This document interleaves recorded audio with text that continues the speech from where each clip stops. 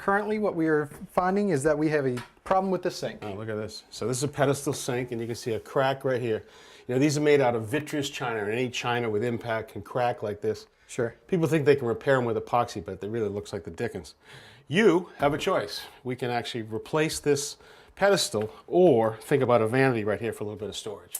I think we want to stick with the pedestal. It really leaves it a little bit more open, being a small bathroom. Yeah, I think that vanity would actually choke off pretty good against here. Right. All right, so let's get started. We'll get the old one out. Let's shut off the hot and the cold. All right, just open that faucet. Be sure the shutoff valves hold tight. Sure thing. Both sides. Okay. Good. So I want to break this connection right here on the hot supply. And when I do, I'm going to use this open end wrench. What I want to do is to be sure, as I loosen the nut, that I at least hold back with my hand on this valve. Because if I do this, I don't want to put pressure inside the wall, because we would then end up with full city water pressure in the face. Oh, that wouldn't be good. Not good. Pedestals are tough to work around. There's not a lot of wrench swing room. Okay. There's going to be a little bit of water. See it? Just the water that sits in this short pipe. You can hear the air coming in. Yep. Good. Not too bad. Let me just jump in here and get the other side.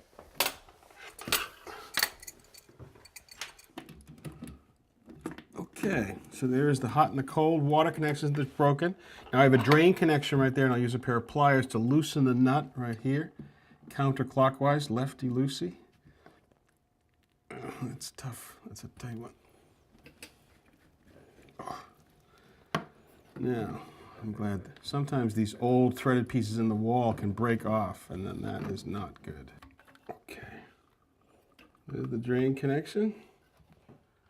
All right, so we've got our waste and our water connections broken. Now, the only thing left holding this sink into the building are these two lag screws up high here. So I just have to loosen them with a socket set. Now, it is free, but before we move it, I want to release that caulking. So I'll let you cut that carefully. Just score it right along the back side, would you? Careful.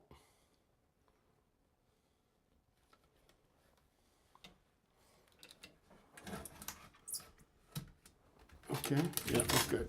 All right, so just take that. Now lift this straight up and away. Go. Up, up, up, up, up. Now there's water in the trap. Well, hold on 1 second. Sure.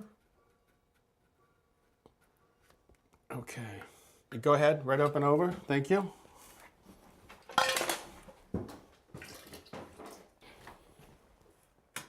Okay. Joe, why don't you clean up that floor for me?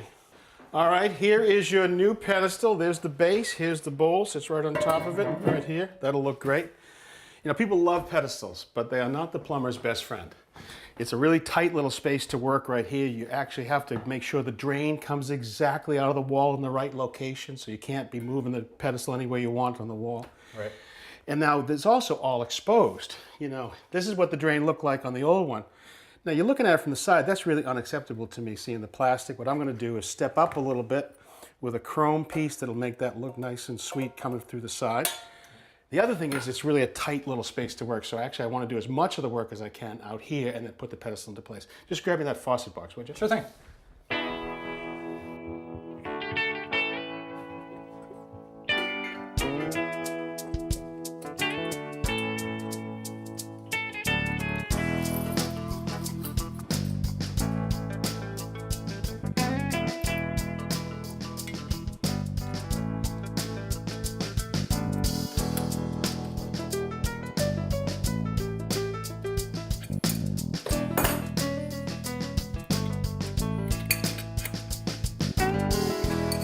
So now you can see our hot and cold supply comes up to here. The handles let the water come down through these. They come together to the spout and come out to the faucet. Now you get a really good chance to understand how the drain assembly works. Now there's a stopper up here inside your sink, and I'll put that down through the sink, and it's going to sit right in here. Well, we need some way to actuate that stopper to go up and down. So this will fit down into here, and this will allow us to articulate that stopper up and down. But then you need a way to convey that energy up to the top of the sink. So now, here's the lift rod right here. And now we'll adjust this linkage to the right height so that when you do lift that rod, it makes that stopper go up and down. Great. Good. All right, let me set the base. Hold on, let me just I want to guide it in. Okay, bring it in. Okay, just drop it down now, careful. Right there.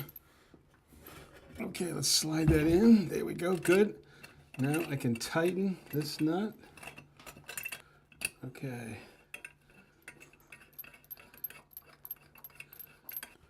Okay, now how's that look? And look at this. This bell flange will make it all disappear. Looks a little better, doesn't it? Looks really great.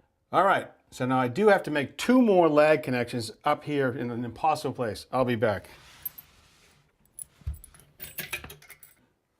Now we can connect the water supplies. And I put the braided connections long enough that I could do the twist, because if you don't know this, you will kink it, and then you'll call me later. All right, water is back on, Joel. Give it a try. All right. Cold water? Hot water? I really like the sink, too. Yeah, it looks great, but I can really understand why you don't like pedestal sinks now. You know, admittedly, I don't. But now you know how to do it, so if you need it in the future, you're on your own. All right, I really appreciate it. All right, be well.